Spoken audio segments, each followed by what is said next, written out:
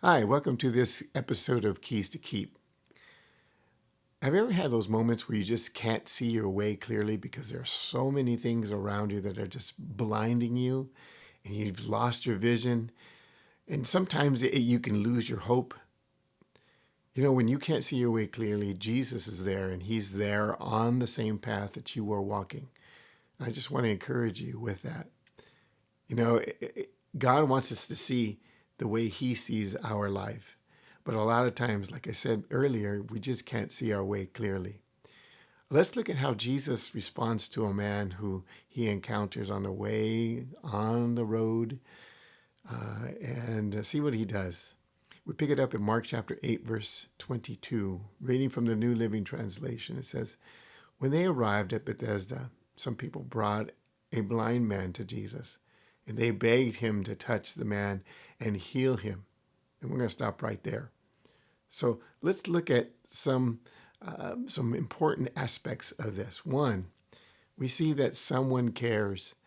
You know, we need people in our life that helps us to see clearly too. You know, that person that encourages us, that person who is our cheerleader, the one who gives us hope when we're just kind of feeling down. Notice these men. When they arrived, some people brought the blind man to Jesus. These people cared about this blind man. They knew that Jesus can do something miraculous.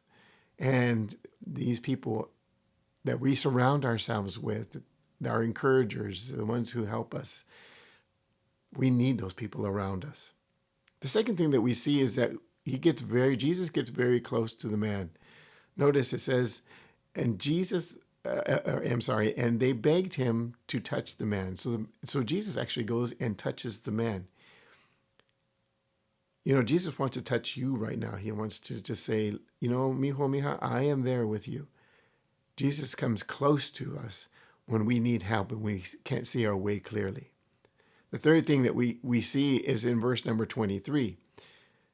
All we have to do is trust Jesus. Notice what he says in verse 23. Jesus took the blind man by the hand and led him out of the village. You know, in our life, when we can't see our way clearly, we do just need to trust Jesus.